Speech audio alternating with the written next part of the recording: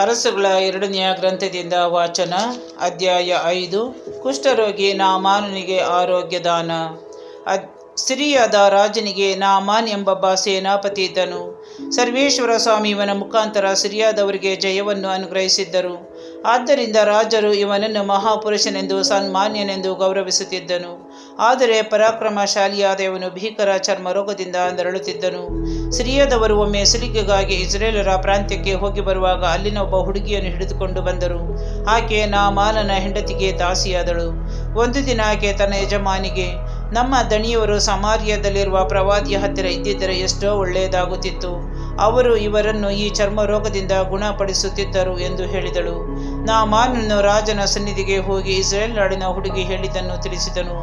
ಅವನು, ನೀನು ಅಲ್ಲಿಗೆ ಹೋಗಿ ಬಾ, ನಾನು ನಿನ್ನ ಕೈಯಲ್ಲಿ ಇಸ್ರೇಲರ ಅರಸನಿಗೆ ಒಂದು ಪತ್ರವನ್ನು ಕೊಡುತ್ತೇನೆ ಎಂದನು.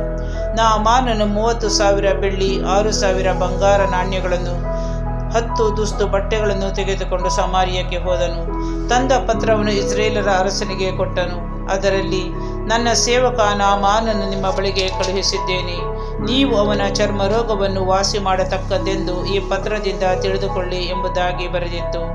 ಇಸ್ರಾಯೇಲರ ಅರಸರು ಈ ಪತ್ರವನ್ನು ಓದಿದ ಕೂಡಲೇ ಸಿಟ್ಟಿನಿಂದ ಬಟ್ಟೆಗಳನ್ನು ಹರಿದುಕೊಂಡು ತನ್ನ ಪರಿವಾರದವರಿಗೆ, ತಾನು ಕಳುಹಿಸಿದ ವ್ಯಕ್ತಿಯನ್ನು ಚರ್ಮರೋಗದಿಂದ ನಾನು ವಾಸಿ ಮಾಡಬೇಕಂತೆ. ಇದು ಎಂಥ ಅಪ್ಪಣೆ! ನಾನೇನು ದೇವರು? ಜೀವದಾನ ಮಾಡುವುದಕ್ಕಾಗಲಿ ಜೀವಹರಣ ಮಾಡುವುದಕ್ಕಾಗಲಿ ನನಗೆ ಸಾಮರ್ಥ್ಯ ಉಂಟೆ? ಇವನು ನನ್ನೊಡನೆ ಯುದ್ಧ ಮಾಡುವುದಕ್ಕೆ ನೆಪ ಹುಡುಕುತ್ತಾನಲ್ಲದೆ ಇನ್ನೇನು? ನೀವೇ ಆಲೋಚಿಸಿ ನೋಡಿ ಎಂದು ಹೇಳಿದನು. ಇಸ್ರಾಯೇಲರ ಅರಸನು ಸಿಟ್ಟಿನಿಂದ ತನ್ನ ಬಟ್ಟೆಗಳನ್ನು ಹರಿದುಕೊಂಡನೆಂಬುದನ್ನು ದೈವಪುರುಷ ಎಲೀಷನು ಕೇಳಿದನು. ದೂತರ ಮುಖಾಂತರ ಅವನಿಗೆ, ನೀವು ನಿಮ್ಮ ಬಟ್ಟೆಗಳನ್ನು ಹರಿದುಕೊಂಡದ್ದೇಕೆ?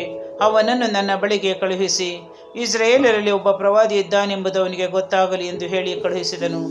ನಾಮಾನನು ರಥಾಶ್ವಗಳೊಡನೆ ಎಲೀಷನ ಮನೆಗೆ ಹೋಗಿ ಬಾಗಿಲಿನ ಮುಂದೆ ನಿಂತನು.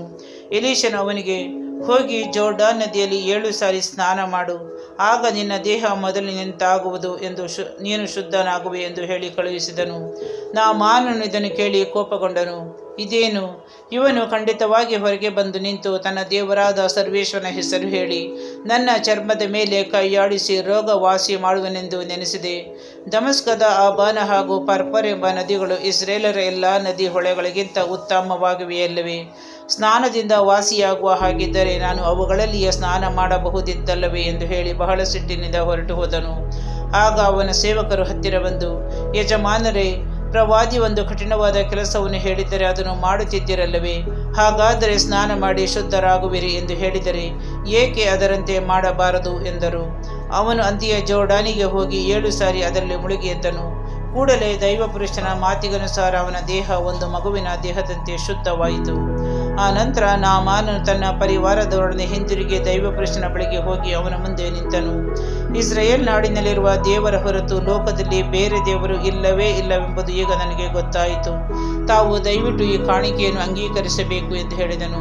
ಅದಕ್ಕೆ ಎಲೀಷನು, ನಾನು ಸನ್ನಿಧಿ ಸೇವೆ ಮಾಡುತ್ತಿರುವ ಸರ್ವೇಶ್ವರನಾಣೆ, ನಿನ್ನಿಂದ ಏನೂ ತೆಗೆದುಕೊಳ್ಳುವುದಿಲ್ಲ ಎಂದನು. ನಾಮಾನನು ಎಷ್ಟು ಒತ್ತಾಯಪಡಿಸಿದರೂ ಅವನು ತೆಗೆದುಕೊಳ್ಳಲೇ ಇಲ್ಲ. ಆಗ ಅವನು ಎಲೀಷನಿಗೆ, ತಾವು ನನ್ನಿಂದ ಏನನ್ನೂ ಸ್ವೀಕರಿಸುತ್ತಿದ್ದರೆ ತಮ್ಮ ಸೇವಕನಾದ ನನಗೆ 2 ಹೇಸರಗತ್ತೆಗಳು ಹೊರುವಷ್ಟು ಮಣ್ಣನ್ನು ಕೊಡಿಸಬೇಕೆಂದು ಬೇಡಿಕೊಳ್ಳುತ್ತೇನೆ. ನಾನು ಇನ್ನು ಮುಂದೆ ಎಲ್ಲ ದೇವತೆಗಳನ್ನು ಬಿಟ್ಟು ಸರ್ವೇಶ್ವರ ಸ್ವಾಮಿ ಒಬ್ಬರಿಗೆ ದಹನ ಬಲಿಗಳನ್ನು ಸಮರ್ಪಿಸಬೇಕೆಂದಿರುತ್ತೇನೆ. ಆದರೆ ಈ ವಿಷಯದಲ್ಲಿ ಸರ್ವೇಶ್ವರ ನನ್ನನ್ನು ಕ್ಷಮಿಸಲಿ. ನನ್ನ ಒಡೆಯ ಆರಾಧನೆಗೋಸ್ಕರ ರಿಮ್ಮೋನನ ದೇವಸ್ಥಾನಕ್ಕೆ ಹೋಗಿ ನನ್ನ ಕೈ ಹಿಡಿದು ಆ ದೇವತೆಗೆ ನಮಸ್ಕಾರ ಮಾಡುವಾಗ ನಾನು ನಮಸ್ಕಾರ ಮಾಡಬೇಕಾಗುವುದು.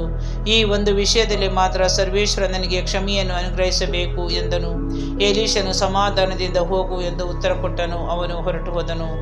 ನಾಮಾನನು ಸ್ವಲ್ಪ ದೂರಕ್ಕೆ ಹೋದ ನಂತರ ದೈವಪುರುಷನಾದ ಎಲೀಷನ ಸೇವಕ ಗೇಹಜಿಯ ಮನಸ್ಸಿನಲ್ಲಿ, ನನ್ನ ಯಜಮಾನ ಸಿರಿಯಾದ ನಾಮಾನನಿಂದ ಏನೂ ತೆಗೆದುಕೊಳ್ಳದೆ ಅವನನ್ನು ಹಾಗೆಯೇ ಕಳುಹಿಸಿಬಿಟ್ಟರಲ್ಲ. ಸರ್ವೇಶ್ವರನಾಣೆ, ನಾನು ಅವನ ಹಿಂದೆ ಓಡುತ್ತಾ ಹೋಗಿ ಅವನಿಂದ ಸ್ವಲ್ಪವನ್ನಾದರೂ ಬಾಚಿಕೊಂಡು ಬರುವೆನು ಎಂದುಕೊಂಡು ಹೊರಟನು. ನಾಮಾನನು ತನ್ನ ಹಿಂದೆ ಓಡುತ್ತಾ ಬರುವ ಗೇಹಜಿಯನ್ನು ಕಂಡು ರಥದಿಂದಿಳಿದು ಅವನನ್ನು ಎದುರುಗೊಂಡು, ಕ್ಷೇಮವೇ ಎಂದು ಕೇಳಿದನು. ಅವನು, ಕ್ಷೇಮ. ಎಫ್ರೈಮ್ ಗುಡ್ಡ ಪ್ರದೇಶದಿಂದ ಪ್ರವಾದಿ ಮಂಡಳಿಯವರಾದ 2 ಯೌವನಸ್ಥರು ಬಂದಿರುತ್ತಾರೆ. ಆದುದರಿಂದ ಅವರಿಗಾಗಿ ಬೇಗನೆ 3,000 ಬೆಳ್ಳಿಯ ನಾಣ್ಯಗಳನ್ನು, 2 ದುಸ್ತು ಬಟ್ಟೆಗಳನ್ನು ತೆಗೆದುಕೊಂಡು ಬರಬೇಕೆಂದಾಗಿ ನನ್ನ ಯಜಮಾನ ನನ್ನ ನಿಮ್ಮ ಬಳಿಗೆ ಕಳುಹಿಸಿದರು ಎಂದು ಉತ್ತರ ಕೊಟ್ಟನು.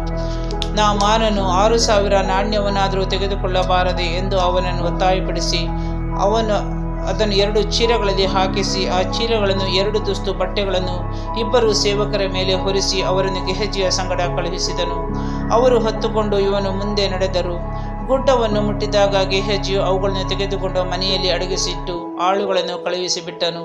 ಅವರು ಹೋದ ನಂತರ ಇವನು ತನ್ನ ಯಜಮಾನನ ಬಳಿಗೆ ಬಂದನು. ಎಲೀಷನು ಅವನನ್ನು, ಗೆಹಜಿಯೇ, ಎಲ್ಲಿಗೆ ಹೋಗಿ ಬಂದೆ ಎಂದು ಕೇಳಿದನು. ಅದಕ್ಕೆ ಅವನು, ನಿಮ್ಮ ಸೇವಕನಾದ ನಾನು ಎಲ್ಲಿಯೂ ಹೋಗಲಿಲ್ಲ ಎಂದು ಉತ್ತರ ಕೊಟ್ಟನು. ಆಗ ಎಲೀಷನು, ಒಬ್ಬನು ರಥದಿಂದಿಳಿದು ಬಂದು ನಿನ್ನನ್ನು ಎದುರುಗೊಂಡದ್ದು ನನ್ನ ಜ್ಞಾನ ದೃಷ್ಟಿಗೆ ಕಾಣಿಸಲಿಲ್ಲವೆಂದು ನೆನೆಸುತ್ತೀಯೋ? ದ್ರವ್ಯ, ಬಟ್ಟೆಗಳು, ಎಣ್ಣೆ ಮರದ ತೋಪುಗಳು, ದ್ರಾಕ್ಷಿ ತೋಟಗಳು, ಕುರಿದನಗಳು, ಗಂಡಾಳು ಹೆಣ್ಣಾಳುಗಳು ಇವನ್ನು ಸಂಪಾದಿಸುವುದಕ್ಕೆ ಇದು ಸಮಯವೇ? ನಾಮಾನನ ಚರ್ಮರೋಗವು ನಿನ್ನನ್ನು ನಿನ್ನ ಸಂತಾನದವರನ್ನು ಸದಾಕಾಲ ಬಾಧಿಸುವುದು ಎಂದನು. ಕೂಡಲೇ ಅವನಿಗೆ ಆ ರೋಗ ಹತ್ತಿತು. ಅವನು ಹಿಮದಂತೆ ಬೆಳಗಾಗಿ ಅಲ್ಲಿಂದ ಹೊರಟು ಹೋದನು.